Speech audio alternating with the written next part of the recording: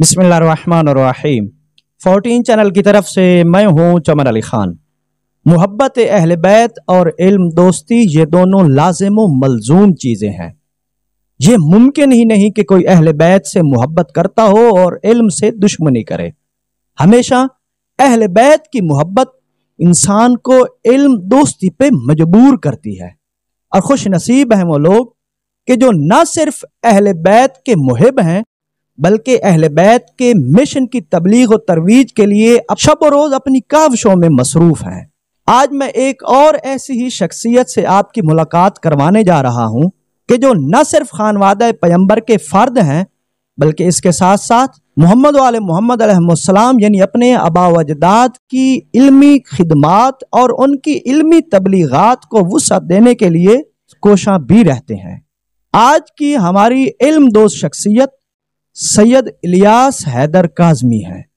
सैयद इलियास हैदर काज़मी का दौलत खाना मौजा इनायत शाह तहसील अहमदपुर सियाल जिला झंग में है। आइए सैयद इलियास हैदर शाह साहब से उनके घर में मौजूद लाइब्रेरी और उनकी किताब दोस्ती के हवाले से उनसे बातचीत करते हैं। अस्सलाम वालेकुम वरहमतुल्लाह। शाह साहब वक्त देने का शुक्रिया। माशाल्लाह आपके घर में बहुत बड़ी तादाद में किताबें मौजूद हैं। ये बताइए क्या आपके पास ये किताबें आपकी अपनी जाती दिलचस्पी की वजह से हैं या खानदानी और मौरूसी बुनियाद पर आपके पास ये किताबों का ज़ख़ीरा है? जी अल्हम्दुलिल्लाह, सबसे पहले मैं आपका शुक्रगुजार हूँ कि आप तशरीफ़ लाए।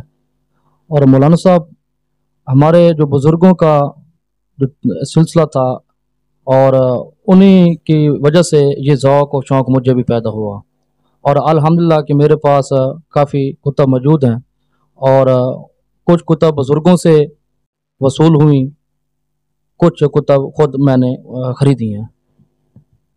आपने फरमाया कि आपको कुछ किताबें अपने बुज़ुर्गों से बतौर विरसा मिली हैं। क्या आप बता सकते हैं कि आपके ख़ानदान का किताबों से ताल्लुक़ किस ज़माने से है और आपके आबा व अजदाद की तरफ से आपको कितनी तादाद में किताबें बतौर विरसा मिली हैं? जी किताबें तो मुझे कम मिली हैं क्योंकि किताबें तकसीम हो गई। मेरे दादा अबू मखदूम नूरुल हुसैन मशदी रहमतुल्लाह अलैह उनकी वफ़ात के बाद किताबें कुछ हाजी से मेरे बड़े अंकल से जुल्फ़कार अली शाह साहब के पास मौजूद हैं और कुछ छोटे चाचू सैयद सफदर मुनीर काज़मी अल्लाह उनके दर्जात बुलंद करे फौत हो गए हैं, उनके पास थी। और इसी तरह तक किताबें जो थीं काफ़ी थीं लेकिन तकसीम हो गई हैं। उन्हीं ही किताबों से कुछ किताबें मुझे भी मिली हैं। इस वक्त आपकी लाइब्रेरी में जो किताबें मौजूद हैं अंदाज़न उनकी कुल तादाद कितनी? जी अगर किताबों का अंदाज़ा लगाया जाए तो मेरे ख्याल में कम अज़ कम तकरीबन 800 किताब होगी और जिसमें कुछ किताब 200 अहबाब के पास भी मौजूद हैं। आप एक खतीब भी नहीं, आप एक मनाजिर भी नहीं, आप साहिब मिंबर साहिब मुसल्ला भी नहीं, इसके बावजूद इतनी बड़ी तादाद में ये किताबें आपके पास क्यों मौजूद हैं? जी असल में ये तो बुज़ुर्गों की वजह से उन्हीं की वजह से शौक़ पैदा हुआ। तो जब हम फ़ुरूई मसाइल अपने वालिद से पढ़ रहे थे तो मेरे वालिद अल्लाह उनकी ज़िंदगी ज़राअत फरमाए, वो सुबह जब फजर की नमाज़ पढ़ते तो एक किताब पढ़ते थे ज़िक्र अल अब्बास अल्लामा नजमुल हसन करारवी की, तो बहुत गिरिया करते। तो मुझे जुस्तजू पैदा हुई कि आखिर इस किताब में क्या लिखा हुआ है कि इस किताब में जिसको पढ़कर गिरिया करते हैं, रोते हैं। तो उन्हीं की किताब के को पढ़ने से मुझे बाकी किताबों का पढ़ने का शौक़ पैदा हुआ। 800 किताबें किस किस टॉपिक पे और किस किस ज़बान में आपके पास किताबें मौजूद? ये तकरीबन मुझे अरबी से मेरा हाथ तंग है तो उर्दू में तकरीबन तमाम किताबें मौजूद हैं और कुतब कुरान, तफसीर आले मोहम्मद, कुतब अहादीस और तारीख़ और इसके अलावा कुतब फ़िक़्ह जिसमें शरह इस्लाम अला महल्ली अलहराम के मशहूर मरूफ़ किताब। आप बज़ात खुद बतौर कारी किताब किस राइटर को ज़्यादा पढ़ना पसंद करते हैं? जी राइटर तो बहुत से हैं लेकिन जो मौजूदा वक्त में मेरे ख्याल में मुनाज़राना किताबों के हवाले से अगर बात करूं तो मैंने ज़्यादा अल्लामा मोहम्मद हुसैन नदवी साहब की कुतब ज़्यादा पढ़ी हैं। आजकल के जो हमारे नौजवान हैं ان کے حوالے سے آپ کس رائٹر کو ریکمینڈ کریں گے کہ ہمارا آج کا نوجوان اس رائٹر کی کتابیں دلچسپی سے پڑھے؟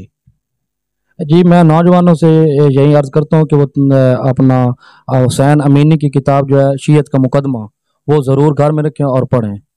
کیا آپ کو یاد ہے کہ آپ نے بذات خود پہلی کتاب کون سی خریدی تھی اور کب خریدی تھی؟